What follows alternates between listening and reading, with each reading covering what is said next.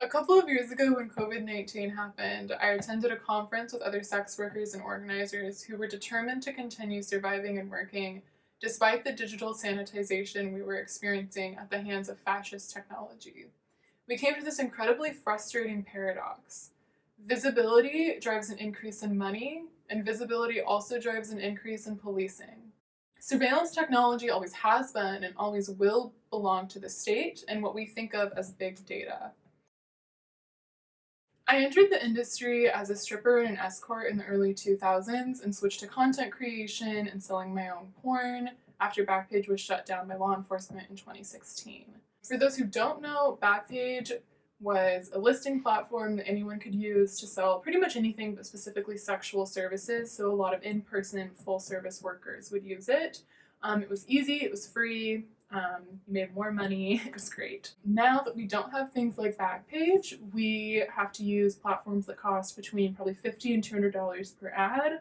We have to get incredibly expensive photo shoots, sometimes up to $1,000 for 10 photos. We also have to upload multiple forms of ID like a passport or driver's license with verification photos. And then we also have to show social media links in order to prove that we are a real person. The digital vice raids of Backpage definitely pushed people either into porn or more dangerous work on the street, so I chose porn. Selling content has been quite the adjustment. Mainly, there's all these user-friendly platforms like OnlyFans, Fansly, ManyVids, even Twitter. The business model for those platforms is that it's a subscription price. So as the seller, we upload our IDs and all of the stuff, tax forms to these services. They process everything, so it's easier. But actually they store our data that we give them to then sell to other companies such as surveillance software platforms and like beta testing for other kind of new age apps. Because it's such a simple platform, people are flocking to them all over. It is the most saturated media platform we can probably use at this point, which means money is harder to come by. The average income on there is $150, which is incredibly unsustainable. The people like myself who do actually make a livable income on there are constantly online. We're updating our social medias all of the time.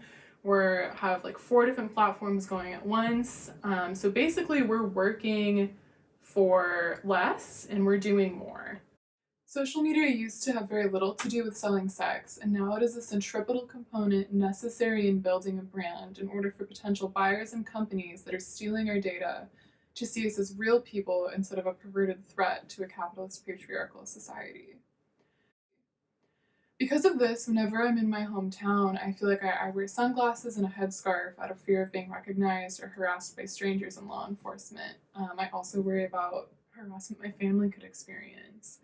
People often question whether or not sex workers consent to the labor we do, but I feel like they never think if we truly consent to this lifestyle of having to be public so often in order to survive. It's exhausting. What does consent even mean in that context?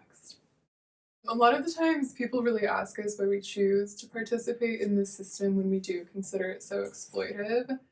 And I feel like in general, the best way I can describe that is with this experience I had with OnlyFans last year. I've been using their platform for about a year and I was making really good money. I went to request a payout and it said, in order to receive your next payout, you have to go through a security screening and accept our new terms and conditions.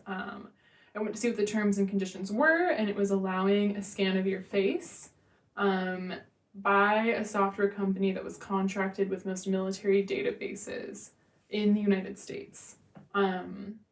Obviously, I was not okay with that, considering most sex work where I live is illegal, and that's like pretty incriminating evidence. I reached out to OnlyFans multiple times. It's also, this payment was about $5,000, so this was like a large sum of money that I needed. I reached out to OnlyFans multiple times. They were like, yeah, if you just have to accept the terms and conditions, like there's nothing else we can do for you. We can close your account, but you won't get your money. So we went back and forth for probably like 1 or 2 months. And at that point, I needed the money. Like there were things I had to pay that I couldn't let go any longer. So I did. I agreed to their terms and conditions. I did a face scan, like we need your face ID on your iPhone. And I got my money, got my payout, closed my account, everything was fine. And then, since then, Every time I go to get on an airport, specifically to leave the country, it gets flagged. I get pulled aside, questioned about sex trafficking, selling drugs, any illegal endeavors that they think I've participated in. I think this says a lot about who is surviving under surveillance capitalism and who is thriving.